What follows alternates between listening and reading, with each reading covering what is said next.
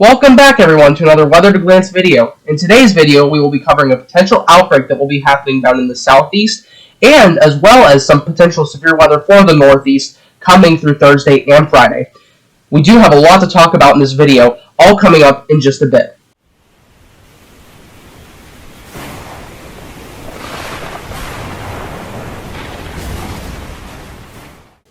Alright, and on our first slide, you can see that we are checking out the Gfs Precipitation Outlook, and as you can see, our low pressure system is starting to develop down in northern Mexico as a 994 millibar low pressure system. This low pressure system is showing signs of being very strong, so you are going to want to keep a lookout for this. It is going to take this pattern, this path right up through northern Michigan, and it is going to have a very major troughing motion coming around it, more worse than the last troughing motion that we saw. These troughs really do feel that severe weather because the winds try to equal out the pressure difference. So the lower the low pressure system, the higher wind speeds you're going to get to try to equal out that pressure difference and further severe weather strengthening. And as we move on, this is about midday Thursday, and you can see that we do have a 993 millibar low pressure system with a well-defined trough wrapping around it, with that jet stream just swooping down below the low pressure system. And this will have about 90 to 100 knots up in the mid-levels of the atmosphere, strengthening those severe thunderstorms down in the southeast. And you will want to keep a lookout for those severe thunderstorms down in the southeast if you live in this area. And you're going to want to keep a lookout for that around anywhere from Thursday morning to Thursday afternoon. This will be a severe weather, likely a severe weather outbreak, so you are going to want to keep a lookout for that, potentially a tornado outbreak as well. Alright, as we move on to early morning Friday, you can see that this low pressure system moves up through portions of Ohio, and this is showing a very, very sharp troughing motion, which, like I said, is going to be feeling these severe thunderstorms, which is why I come to my conclusion that we could see some potential severe weather up into the northeast. It is not defined yet, but I definitely feel like this is potential with the convective available potential energy available in the northeast as well while this trough is moving through with this low pressure system. This is a 988 millibar low pressure system as this comes through and is going to be very strong throughout portions of the northeast, possibly bringing some severe weather to these portions of the northeast and throughout the Ohio Valley as well.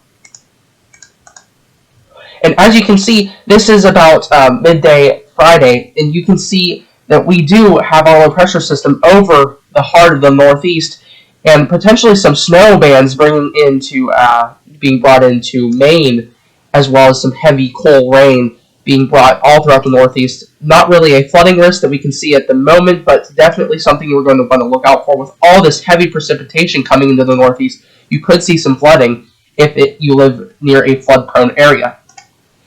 Alright, as we can see, this is about the time where our low pressure system parts us and the U.S., and you can see that snow bands are being pulled with this low pressure system as that trough is swooping down into Maine, and you can see that it is a 993 millibar low pressure system, still pretty darn strong, and you can see that we will have some heavy snow bands coming through there, so the snow accumulations will be anywhere from a dusting to most likely about 5 inches. You are going to want to keep a lookout for that. We will get more into this if this becomes a significant risk of snowfall, but nothing at the moment seems too significant yet. Alright, now taking a look at that mid-level jet stream, this is where you're going to see that strengthening of those storms that we talked about with that troughing motion. And as you can see, here's our troughing motion right here with this with these high wind speeds moving from the jet stream down into portions of the southeast and moving up into the northeast. But you can see that at this time, early morning Thursday, this is where you'll see that significant troughing motion down in the southeast portions, not just yet in the northeast. And this is where you're going to see that severe weather. As we move on to our next slide, you can see that this troughing motion really does take over portions of Ohio and Pennsylvania. This is where the storm development could be pretty strong.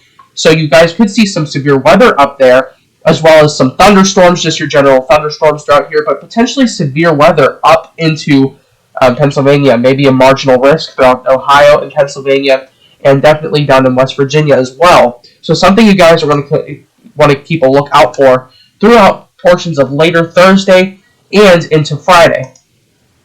And as we move on into midday Friday, you can see that we still have this developing trough motion around the low pressure system. It is it has been here for a little while, so we wouldn't really call it developing, but it is still here, and very strong wind speeds. It's starting to calm down just a bit, but you can see that we still do have 100 to 105 knots, which is around 110 miles per hour, and this is about maybe about 25,000 feet up in the atmosphere, which if your cloud tops usually hit around during severe weather, that will fuel those storm systems and potentially cause some rotation, but nothing at this time shows any tornado signs for the Northeast and Ohio Valley, just the Southeast at this point in time.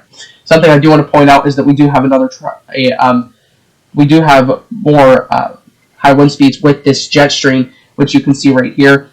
We have 95 to 100 knot winds, which is around 100 to 105 miles per hour, and you can see that this will be feeling those storms, really picking them up and flying them through the area as well. So anything caught in this jet stream will be moving along the pattern of the jet stream, and you can see that some possible snow showers throughout New Mexico and throughout eastern Arizona can be prominent throughout Thursday, Friday, and possibly even Saturday as well. So something you guys are going to want to keep a lookout for if you live in Arizona or New Mexico. And now we're going to be moving on to our GDPS, our Canadian model, Cape Values. And this is going to show you how much convective available potential energy is in the atmosphere, how much utilized energy is in the atmosphere that storms can use. So this is our later on Friday outlook, and you can see that we do have throughout the Southeast. This is really reminding me of last weekend's outbreak. You can see that not quite yet. This was not happening last outbreak where you had convective available potential energy levels in Pennsylvania, but you definitely did have portions of the Southeast experiencing the wrath of that, the leftovers of that low pressure system, and definitely some tornado drop downs throughout the Southeast. Nothing that we're really expecting just yet, but you can definitely see the potential there for some severe weather. Throughout portions of Pennsylvania and Ohio will be experiencing this as well, just not in this image. You can see that there are 1,000 joules per kilogram and up. Generally, you'll be experiencing anywhere from 500, it seems, to around 1,000 joules per kilogram, so definitely some severe weather potential. As far as now, a lot of these areas throughout here will be experiencing thunderstorm activity, so if you love thunderstorms, if you love a good thunderstorm, this is your week. As you can see, those Thursday and Friday experiencing some thunderstorms, possibly even Wednesday as well, if the convective available potential energy shows itself. So something you guys will want to look out for if you do like those thunderstorms.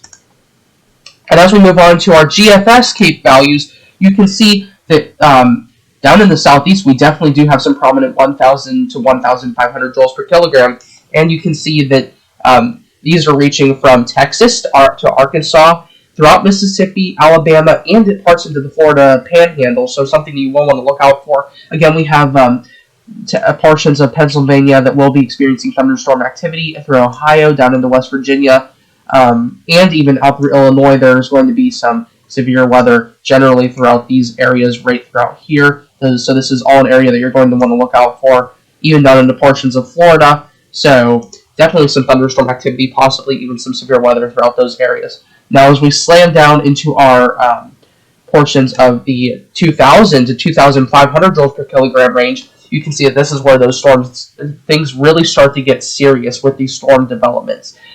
This is going to be a lot of fuel, kind of like a Thanksgiving dinner feast for these storms. Definitely going to give them the fuel that they will need to strengthen. And finally, as we move into our 3,000 joules per kilogram range around here, this is where things get really intense, and this is going to be moving up through Mississippi and even along the borders of Alabama and Mississippi, so something you're going to want to keep a lookout for. We will go more into this in tomorrow's video, but something that you're going to want to keep an eye out for, because these energy levels are going to help fuel these storms, as well as that troughing motion with that low pressure system, that very strong low pressure system that will be fueling these storms with its very strong winds and shoving it up into the Northeast as it moves northeastward.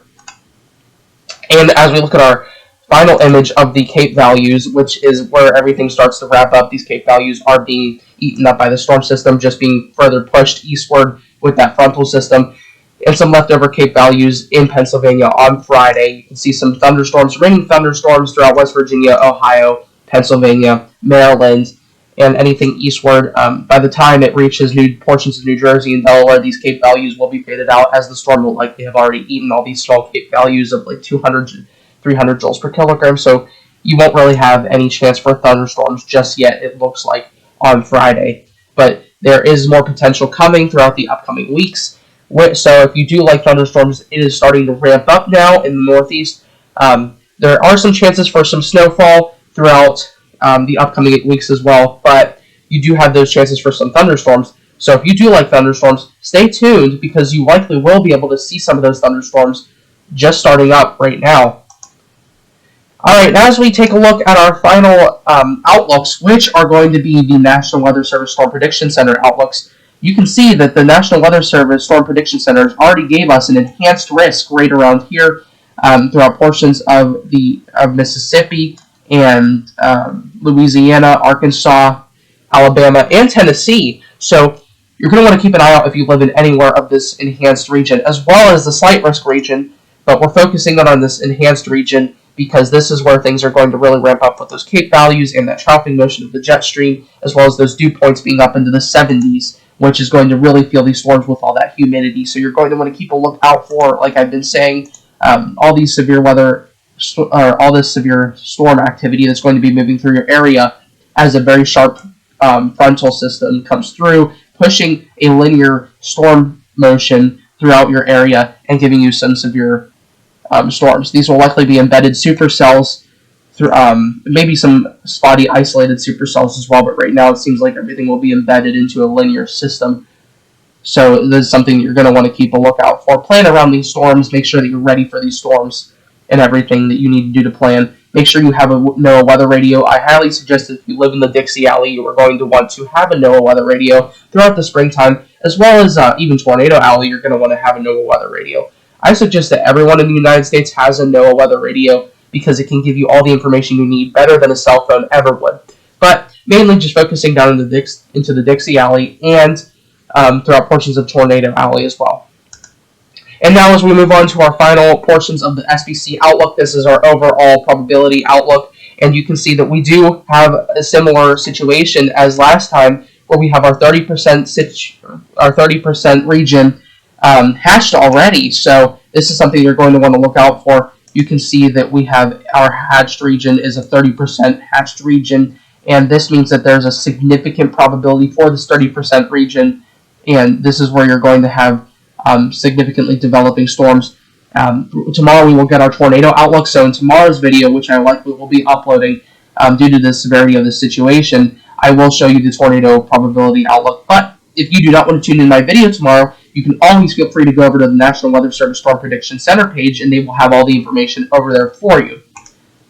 Alright, that is all for today's video, everyone. I want to thank you all for watching, as always, and a big thanks to today's sources, which are Pivotal Weather, where all the forecast models I get on this channel come from, and the National Weather Service Storm Prediction page, which I just showed you a few seconds ago, where we get all those wonderful outlooks that help us prepare you guys, and all the other meteorologists out there help prepare you guys on their news channels. You've probably seen the SPC outlooks before too, so big thanks to them for allowing everyone to use their outlooks for the greater good. I would ask that you consider subscribing if you do like my content and forecast free of charge, and I would also consider following the Weather at a Glance official Facebook page for more inside information and complimentary personal forecast when you message me on my Facebook page. So if you would like a complimentary forecast for your area, I will give you one as long as you message me and tell me where you are. You can give me a city name, a county name, even the portion of your state that you live in, and I will give you a complimentary forecast. Just message me over there.